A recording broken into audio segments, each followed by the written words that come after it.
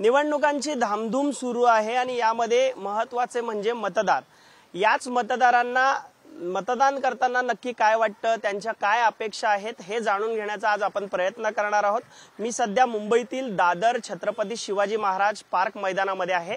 सकाळपासूनच तरुणांपासून वयोवृद्ध नागरिक हे या ठिकाणी मॉर्निंग वॉकला येत असतात। ते यंदा मतदान करताना कोणत्या मुद्द्यांकडे लक्ष देणार आहेत, त्यांचं नक्की म्हणणं काय आहे हे आज आपण जाणून घेणार आहोत। माझ्याबरोबर कट्ट्यावर बसलेल्या महिला आहेत। मॅडम, 45 लाखापेक्षा अधिक महिला यंदा 6 मतदारसंघांमध्ये मतदान करणार आहेत।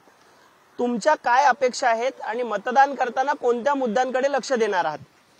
माझ्या अपेक्षा एवढ्याच आहेत की त्यांनी बसची फ्रिक्वेन्सी जास्त सोडावी, शिवाय महागाई कमी करावी, ज्येष्ठ नागरिकांकडे काय त्यांना किती संरक्षण मिळेल याची काळजी घ्यावी। बस। आणखी देखील महिला आहेत। मावशी, काय मतदान करताना कोणत्या मुद्द्यांकडे लक्ष देणार आहात? काय समस्या आहेत तुम्हाला? समस्या म्हणजे एक तर ट्रेनची समस्या आहे। कुठे जर प्रवास करता म्हटलं की तिथे ट्रेनला अफाट गर्दी असते, ट्रेनमध्ये चढायला मिळत नाही। तिकिटीचा एवढा भाव वाढवून ठेवलाय, भाजीपाल्याचा एवढा भाव वाढवलाय की आता जे कांदे लसूण साधी लसूण घेतली 70 रुपये 60 रुपये किलोवाली लसूण 350-400 रुपये लसूण किलो। ह्या महागाईमध्ये आम्ही कोणाकडे बघणार? जो आमचा कार्यकर्ता आहे त्याच्याकडेच आमच्याकडे आमची अपेक्षा असते। सिलेंडरवर भाव वाढवलेला आहे, रेशनिंग कार्डावरती फक्त त्यांनी गहू आणि तांदूळ दिलेत, पण बाकीचं सामान तुम्ही का नाही देत? सगळ्या गोष्टी रॉकेल त्यांनी बंद केले, साखर बंद केली। ह्या ज्या गोष्टी गरिबांच्या आहेत, ह्या ज्या गोष्टी जो तुम्ही दिलेत, बाकी जे महिला ज्या काम करणारे माणसं आहेत त्यांनी ही अपेक्षा केली पाहिजे की बाबा आम्ही 100तले 10 रुपये कमवतो, ते 10 रुपयातले आमचे 5 रुपये गेले तरी आम्हाला 2 घास चांगले मिळाले पाहिजेत खायला। ह्याच्यासाठी आम्ही अपेक्षा करतो। रेशनिंग कार्ड गेल्यानंतर पहिल्यांदा श्रम लागतो, मशीन बंद पडते, एक दीड तास त्या मशीनीसाठी उभं राहावं लागतं। हे सगळे मुद्दे मतदान करताना तुम्ही लक्षात घेणार? मतदान करताना मतदान करणार तेव्हा विचार करूनच आम्ही मतदान करणार, तरच करू नाही तर करणार नाही, हा माझा ठाम निर्णय आहे। मावशी, इकडे चर्चा होती मगाशी की ज्येष्ठ नागरिक आहात तुम्ही, ज्येष्ठ नागरिकांना देखील सोयी सुविधा पुरवल्या जाव्यात असं तुमचं म्हणणं आहे। काय नक्की तुम्हाला वाटतं ज्येष्ठ नागरिकांना, जे उमेदवार असतील त्यांना काय म्हणजे मुद्दे असतील तुमचे ज्येष्ठ नागरिकांचे? ज्येष्ठ नागरिकांचे काय मुद्दे आहेत, तुम्हाला काय वाटतं? सगळ्यांना सुविधा भेटली पाहिजे। ज्येष्ठ नागरिकांच्या घरी काय काय असते काय काय नसते हे त्यांनीच बघावं।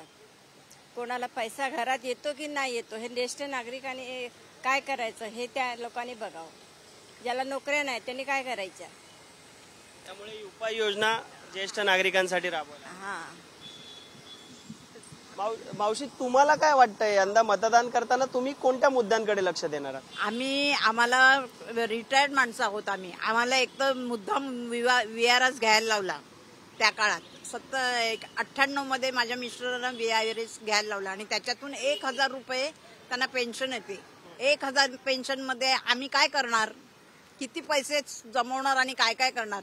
हल्लीची तर मुलं, आमची मुलं सुद्धा सर्व्हिस करतात, बघतात आमच्याकडे, देतात आम्हाला थोडं, पण ते सुद्धा त्यांना पुरेसं नसतं। ते आम्हाला काय केलं, त्यांचा सुद्धा संसार आहे पुन्हा। आणि आज किती माझे मिस्टर दिल्लीला जाऊन आले ह्या पेन्शन वाढीसाठी, तरी अजून ती पास झालेली असताना सुद्धा आम्हाला का मिळत नाही? थोडी तरी पैसे जास्त वाढवून मिळाले पाहिजेत ना, तर देखील जे निवडून येतील निवडून येणाऱ्यांनी ह्याकडे पण लक्ष दिलं पाहिजे आणि त्या पेन्शनचा ज्येष्ठ नागरिकांसाठी विचार केला पाहिजे, तर आम्ही त्यांना मत देणार ना। हे काहीच होत नाही। आज किती वर्ष झाली, आज 20-25 वर्ष झाली आम्ही 1000वर आहोत। दुसरी कामं करायला लागतात ती सुद्धा आम्हाला नीट मिळत नाहीयेत, तर ती पण मिळाली पाहिजेत ना। आपण पाहतोय महागाईपासून महिलांचा सुरक्षेचा प्रश्न असेल, पेन्शन असेल, या संदर्भात जो कोणी उमेदवार निवडून येईल त्यांनी लक्ष द्यायला हवं आणि मतदान करताना आम्ही या गोष्टींचा विचार करणार आहोत असं छत्रपती शिवाजी महाराज पार्क मैदानामध्ये बसलेल्या ज्येष्ठ नागरिक महिलांनी आशा व्यक्त केली आहे। कॅमेरामन सचिन शिंदेंचा मी अल्पेश करकरे, ABP माझा, मुंबई। ABP माझा, उघडा डोळे बघा नीट।